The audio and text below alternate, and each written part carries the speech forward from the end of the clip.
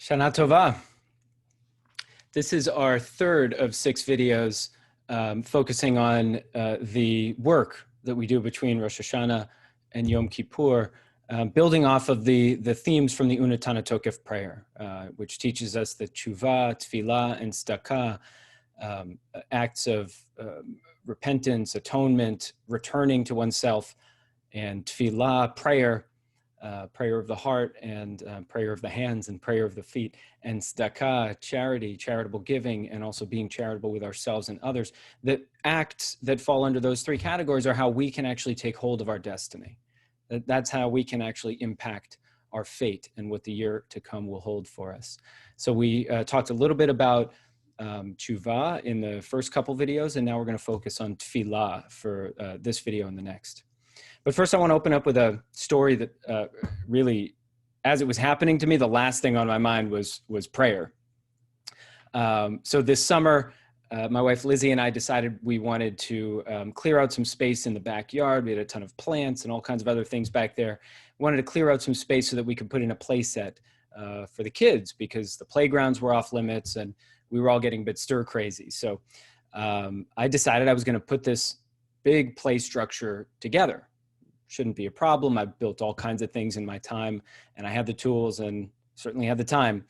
So I decided I was going to put it together, and it took a long time, but I followed the steps and felt like I was making progress. And I would get to a stage where I felt like, okay, this is the last step in this part of the process. And right as I was about to, put that last screw in, or the last bolt, or think that this was really the last step in this part of the process, I would look and realize, oh my goodness, I actually have to go back to the very beginning of the process, because the first thing I did, I didn't do it correctly.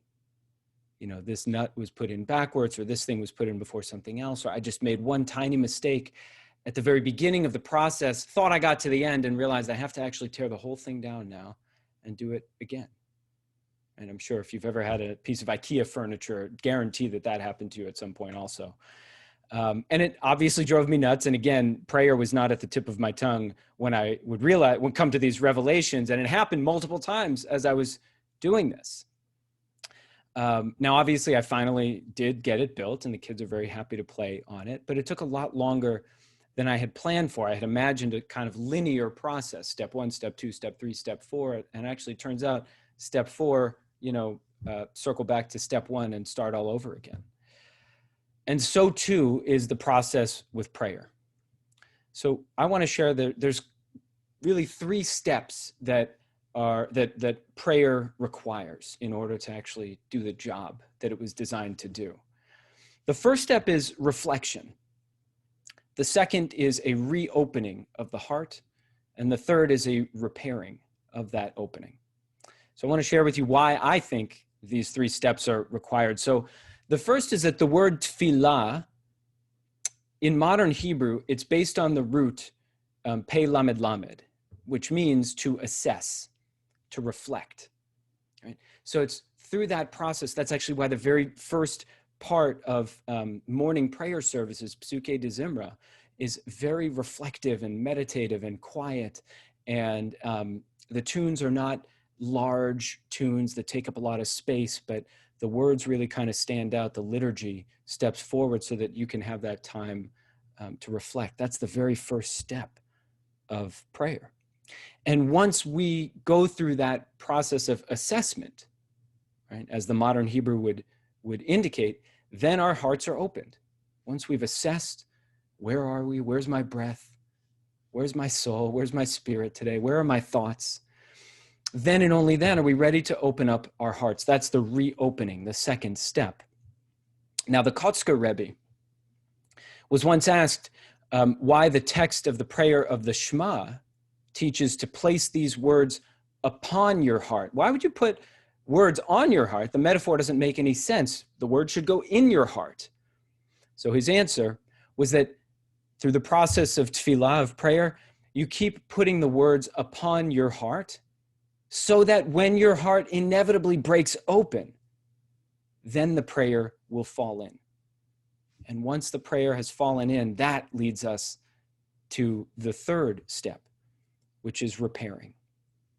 So tefillah is related to the verb, and this is from Mishnaic Hebrew that's used in the Mishnah, tofel, to attach or to join, to bring two separate pieces together. So you think of like a broken vessel, broken canister, or broken piece of pottery, that there are multiple pieces now shattered, and that tefillah is about binding those pieces together. That's the repair work. We can't skip ahead to repair until we've really reflected and then had our hearts reopened. And then, and only then, once the prayers have fallen into that break that the prayer has enabled us to experience, then and only then can we go through the process of repairing. The same is true with teshuvah, with returning to ourselves and with making amends with the people we love and with the divine. The same is true with teshuvah. You can't jump to the repair. It has to start with reflection. And once you've done the reflection, your heart is then opened and it's ready to receive what you hear and what you experience. And then and only then can the repair happen. So with that, my hope, my blessing for all of us as we go through our own experiences of prayers of the heart over these next few days, and certainly when we're together for Kol Nidre and for Yom Kippur and for that final shofar blast, may the prayers of our mouths match the prayers of our hearts, match the prayers of our hands, match the prayers of our feet. And may all of our reflection lead to bigger reopenings and more sustainable repairings inside of ourselves and in our relationships with others and with the divine, even if sometimes we have to start back from the beginning again. Gmar Chatima Tova. May your seal in the book of life be for good.